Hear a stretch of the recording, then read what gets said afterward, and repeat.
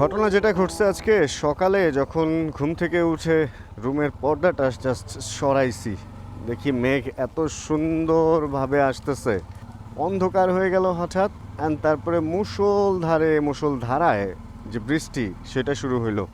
অনেকক্ষণ বৃষ্টি হয়েছে। তখন কয়টা বাজে, মেবি 11:30-12টা। আমি যখন মেঘ আসতে দেখতেছি সকাল থেকেই, একবার 8টা 8:30টার দিকে যখন উঠছি তখনও দেখছি যে একটু গ্লুমি অ্যান্ড দেন হচ্ছে ডার্ক অ্যান্ড দেন মানে এমন বৃষ্টি হইলো ভাই, দুনিয়াটা পুরো ঠান্ডা করে দিছে। বের হবো করতেছিলাম। নর্মালি আমি জিমে চেষ্টা করি 2টার মধ্যে যাইতে, কিন্তু এখন 2:55, মানে অলমোস্ট 3টা বাজে আর কি আমি যখন বের হইতে পারলাম। তারপরে রাস্তাঘাট এগুলা নতুন হওয়াতে বোঝা যাচ্ছে না, পানি জমে থাকতো আগে এই সমস্ত জায়গায়, রোডঘাট ঠিক করছে এই জন্য পানি জমে নাই, বাট ভেজা ভাবটা এখনো পর্যন্ত আছে, কারণ বৃষ্টি থামছে 20 মিনিটস এরকম হবে। পুরোপুরি থামার পরেই বের হয়েছি। তারপরে গুড়ি লাগতেছে, মনে হইতেছে টিল্ডিং থেকে পানি পড়তেছে আর কি।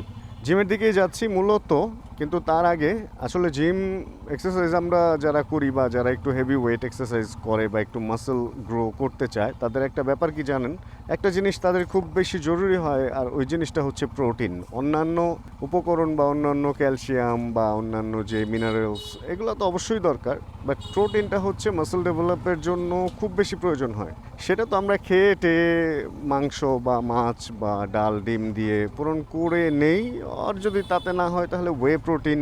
এটার মধ্যেও 3টা ভাগ আছে। এখন হাইড্রোলাইজড সবচেয়ে উন্নত যেটা, তারপরে আইসোলেট যেটা মিডিয়াম রেঞ্জে ধরে, এটা উন্নত। আরেকটা আছে, ওইটার নামটা আমার মনে পড়তেছে না, যেটা ওয়ে প্রোটিন নর্মাল, মানে ওটারে যেন কি বলে, খেয়াল থাকে না আসলে, এগুলো নিয়ে স্টাডি করি না তো ওইভাবে।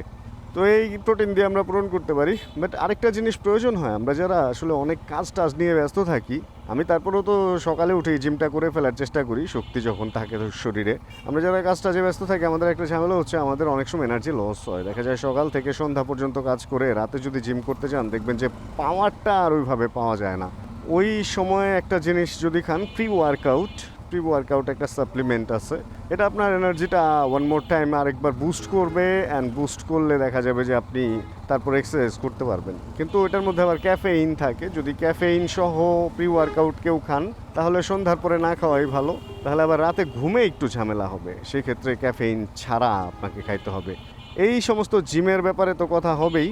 এই কথাটার আগে একটা কথা একটু থেমে বলি, আমি একটা প্রি ওয়ার্কআউট এখন কিনবো, কারণ আমার যেটা আমি দেখছি যে আছে বা নাই, আমার একটু এনার্জি আজকে কম ফিল হইতেছে। ওইটা বের করে দেখি 1 চামচও নাই, স্কুপ থাকে ভেতরে, 1 স্কুপ এক্সারসাইজের 20 মিনিট আগে খেয়ে নিলেই হয়। তো ওইটা নাই, এখন না থাকলে কি করার, কিনতে হবে। তাই চলেন কিনতে যাচ্ছি, অ্যান্ড আপনাদের নিয়ে যাচ্ছি। কিনে এসে তারপরে কথা বলি।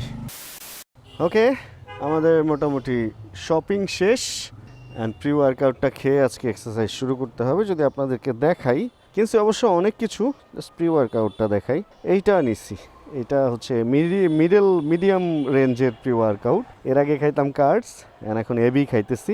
আরেকটা জিনিস নিলাম, ভাইয়া বললো এটা রেগুলার খাওয়া উচিত, এটা হলো ফিশ অয়েল, এটা হলো golden Alaska deep fish oil omega 3, এগুলা খাবো। আরেকটা জিনিস নিচ্ছি, যাক ওগুলাতে না যাই, ওগুলো অন্য পারপাস। তো এই হলো জিনিসপত্র। তবে একটা জিনিস আমি আপনাদেরকে বলবো, যে কোনো সাপ্লিমেন্ট যদি আপনি এক্সারসাইজ না করেন, সেই ক্ষেত্রে ভুলেও তো খাবেন নাই, অ্যান্ড এক্সপার্ট বা ডক্টর ওনাদের সাথে কনসাল্ট করে। এখন দাঁড়ান, ঘুরে বের হয়ে কথা বলতেছি। ওকে, যেখানে আমরা ছিলাম, এক্সপার্ট কারোর সাথে কথা বলবেন অ্যান্ড ডক্টরের সাথে কথা বলবেন, সবই ঠিক আছে, কিন্তু নর্মালি একটা ডক্টর আসলে এই জিনিসগুলো সম্পর্কে তারা ওইভাবে আইডিয়া রাখবে না যেভাবে আপনার জানা দরকার।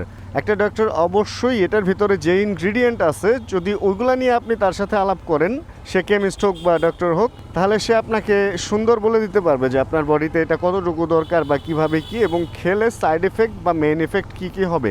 কিন্তু একটা ডক্টরের কাছে যদি আপনি এটার ব্র্যান্ড নেম বলেন, এটার ভেতরে কি আছে এটা তো সে জানতে পারবে না। অ্যান্ড গুগল করে এটার ভেতরে কি আছে না আছে এগুলা জেনে দেন আপনাকে ইনফরমেশন দেওয়ার মতো যথেষ্ট পরিমাণ সময় বাংলাদেশের ডক্টরের কাছে অ্যাটলিস্ট নাই।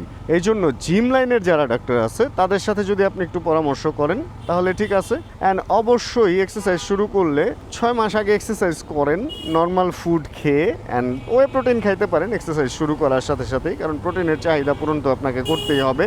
বাট অন্যান্য যে কোনো সাপ্লিমেন্টের জন্য অবশ্যই আপনাকে 6 মাস এক্সারসাইজ করতে হবে, এবং তখন দেখবেন জিমে যারা সিনিয়র আছে, অবশ্যই শিক্ষিত সিনিয়র যারা, তাদের সাথে আলাপ আলোচনা করে দেন এই সমস্ত জিনিস নেবেন।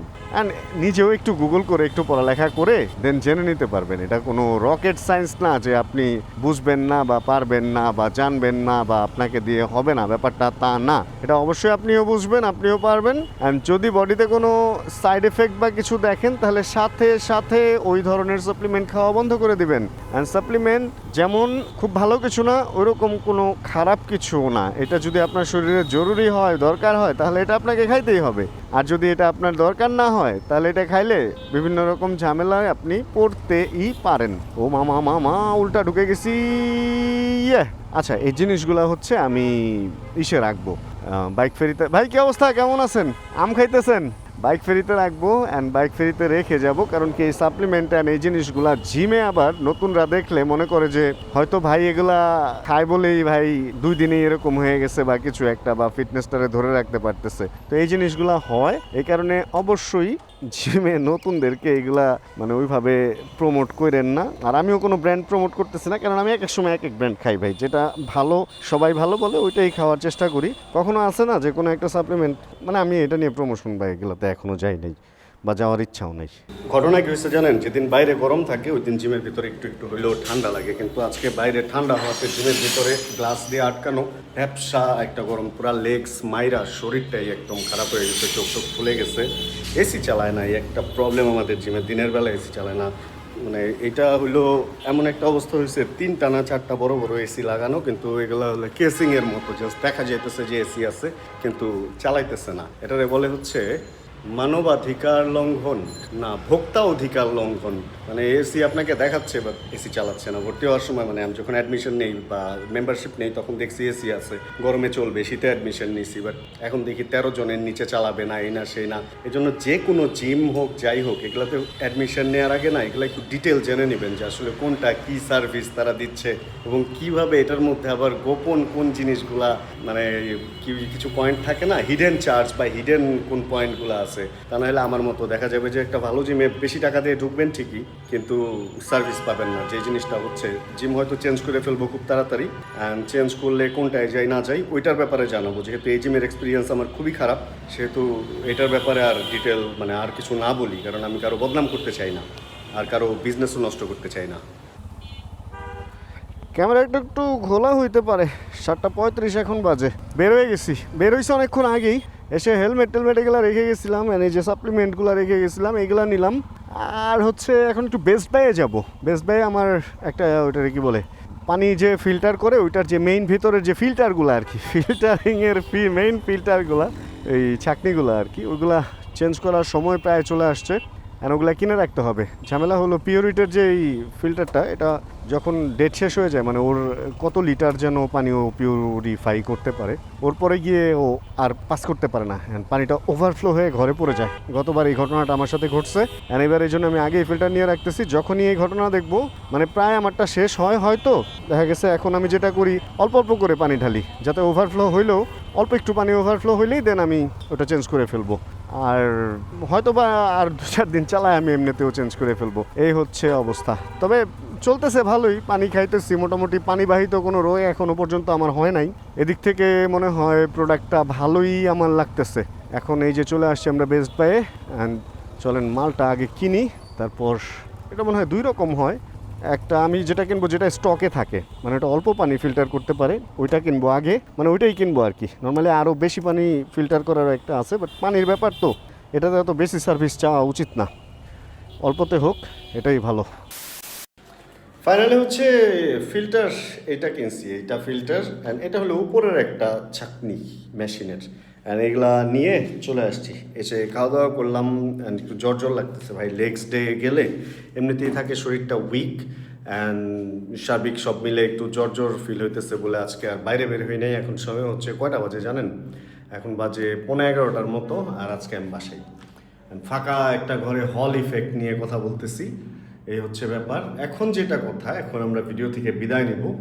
সামনের ভিডিওতে আবার আসার দেখার আমন্ত্রণ রইল। আর আজকের ভিডিওতে যদি কোনো কিছু ভালো লাগে প্লিজ একটা লাইক দিয়ে দেন। চ্যানেলে যদি নতুন হন প্লিজ সাবস্ক্রাইব করে হয়ে যান আমাদের ফ্যামিলি মেম্বার।